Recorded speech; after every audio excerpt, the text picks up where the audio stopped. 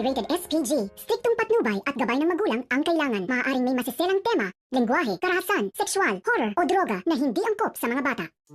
Wala na ngang mas gugulat pa sa katotohanan na sa kanilang dalawa ni Paolo at Edward, si Paolo pala ang hindi tunay na anak ni Greg. Hindi makapaniwala itong si Greg, lalo't buong buhay niya ay pinaglaanan niya ng oras at panahon, pagmamahal ang kanyang panganay na anak na si Paolo. Kaya naman hindi maiwasan ni Greg ang sumabog sa galit nang malaman niya mula kay Aldrin ang totoo. Sa pagkakataong ito ay nilinaw nitong si Greg kay Regina kung totoo nga ba ang sinasabi ni Aldrin at Thea. Dahil buong buhay niya ay inakala niya talaga na si Edward ang kanyang bastardo. Ngunit hindi na nakapagsalita itong si Regina. Tuluyan ang tumulo ang kanyang mga luha.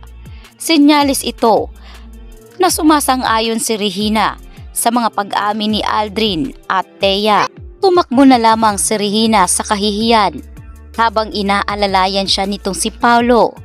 Alam ni Paolo kung ano ang magiging resulta oras na malaman ng kanyang ama na hindi siya anak nito.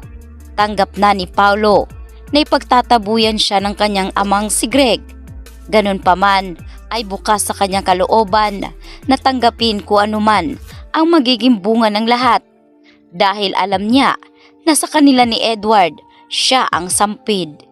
Samantalang tuwang-tuwa naman si Aldrin sa mga nagaganap na iskandalo sa lugar kung saan meron ngang selebrasyong nagaganap. Ito na ang pinakahihintay ni Aldrin, ang mawasak at mapahiya ang buong Torrecampo. Si Edward ay dito nga galit na galit kay Thea dahil sa ginawa nitong pag-eskandalo. Ni hindi nga nakapagsabi si Thea na may balak para siyang gumawa ng kahihiyan. Kaya sa pagkakataong ito ay dinipensahan ni Thea ang kanyang sarili at tila minapula ang utak ni Edward. Sinabi niya kay Edward na hindi ba natutuwa ito dahil siya lang naman pala ang tagapagmana ng kanyang amang si Greg. Dapat umano ay ipagpasalamat ni Edward dahil sa wakas ay nalaman at nabunyag na rin ang katotohanan. Ngunit hindi ito sapat para kay Edward para gumawa ng eskandalo si Thea. Sinabi ni Edward kay Thea na dapat ay pumunta muna siya dito sa kanya at kumonsulta ito kung dapat nga bang ilabas ni Thea ang naturang iskandalo. Ganun pa man ay wala na ring nagawa si Edward dahil nangyari na ang dapat mangyari. Ang importante kasi ngayon kay Edward ay mapuntahan ang kanyang anak na itong si Ashley, lalo't kinakailangan siya ngayon nitong kanyang anak. Kaya agad ngang pumunta sa ospital itong si Edward at doon niya dinatnan ang kanyang inang si Regina na nakatitig lamang sa kanyang apong walang malay. Dito paulit-ulit na humingi ng tawad si Regina kay Edward. Ngunit hindi pa nga ngayon inaamin ni Edward ang totoo ay napatawad niya umano si Regina.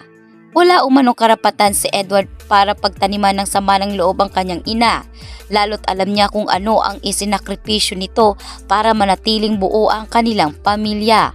Umaasa umano itong si Edward na sana ay mahinahon at maliwanagan ang kanyang amang si Greg sa pagkakataong ito.